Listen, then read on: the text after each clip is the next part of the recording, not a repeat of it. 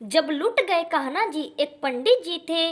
वे रोज घर घर जाकर भागवत गीता का पाठ करते थे। एक दिन उन्हें एक चोर ने पकड़ लिया और कहा, तेरे पास जो कुछ भी है मुझे दे दो। तब पंडित जी बोले कि बेटा, मेरे पास कुछ भी नहीं है। तुम एक काम करना, मैं यही पड़ोस के घर में जाकर भागवत गीता का पाठ करता हूँ।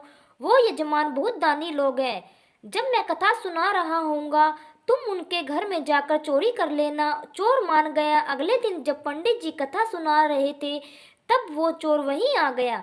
तब पंडित जी बोले कि यहाँ से मीलों दूर एक गांव है, वृंदावन। वहां पर एक लड़का आता है जिसका नाम कान्हा है। वो हीरो जवाहरातों से लदा रहता है। अगर कोई लूटना चाहता है तो उसको लूटो। वो रोज रात को उस पीपल के पेड़ के नीचे आता है जिसके आसपास बहुत सी झाड़ियां हैं। चोर ने ये सुना और खुशी खुशी वहां से चला गया।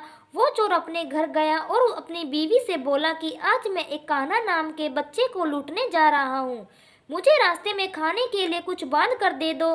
पत्नी ने कुछ सत्तू उसको दे दिया और कहा कि बस यही है जो कुछ भी है। चोर वहां से संकल्प लेकर चला कि अब तो मैं उस कान्हा को लूट के ही आऊंगा। वो पैदल ही पैदल टूटे चप्पल में वहां से चल पड़ा। रास्ते में कान्हा का नाम लेते हुए वो अगले दिन शाम को वहां पहुंचा जो जगह उसे पंडित जी ने बताई थी। अब वहां पहुंचकर उसने सोचा कि अगर मैं यही सामने खड़ा हो गया तो बच्चा मुझे देखकर भाग जाएगा, तो मेरा यहाँ आना बेकार हो जाएगा।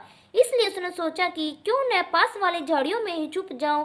वो जैसे ही झाड़ियों में घुसा, झाड़ियों के कांटे उसे चुभने लगे। उस समय उसके मुंह से एक ही आवाज आई, कान्हा कान्हा। उसका शरीर लहूलुहान हो गया, पर मुंह से सिर्फ यही निकला, कान्हा आ जाओ, कान्हा आ जाओ। अपने भगत की ऐसी दशा देखकर कान्हा जी चल पड़े। तभी रुक्मणी जी बोली कि प्रभु कहाँ जा रहे हो, वो आपको लूट लेगा। प्रभु बोले कि कोई बात नहीं, अपने ऐसे भक्तों के लिए तो मैं लूट जाना तो क्या, मिट जाना भी पसंद करूंगा। ठाकुर जी बच्चे का रूप बना के आधी रात को वहां आए।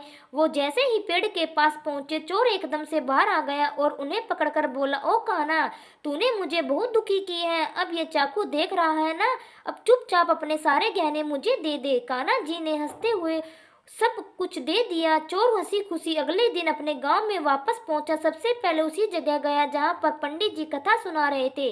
जितने भी गहने वो चोरी करके लाया था, उनका आधा उसने पंडित जी के चरणों में रख दिया। जब पंडित जी ने पूछा कि ये क्या है, तब उसने कहा कि आपने ही मुझे उस कान्हा का पता दिया था, मैं उसको लूट के आया हूँ और ये आपका हिस्सा है। पंडित जी ने सुना तो यकीन ही नहीं हुआ।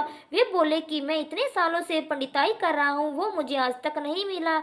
तू जैसे पापी को कान्हा कहाँ से मिल सकता है। चोर के बार बार कहने पर पंडित जी बोले कि चल मैं भी चलता हूँ तेरे साथ। वहां पर मुझे भी दिखा कि कान्हा कैसा दिखता है। और वो दोनों चल दिए। चोर ने पंडित जी को कहा कि आओ मेरे साथ, यहाँ पे छुप जाओ। दोनों का शरीर लहूलुहान हो गया और मुंह से बस एक ही आवाज निकली, कान्हा कान्हा आ जाओ। ठीक मध्य रात्रि कान्हा जी बच्चे के रूप में फिर वहीं आए।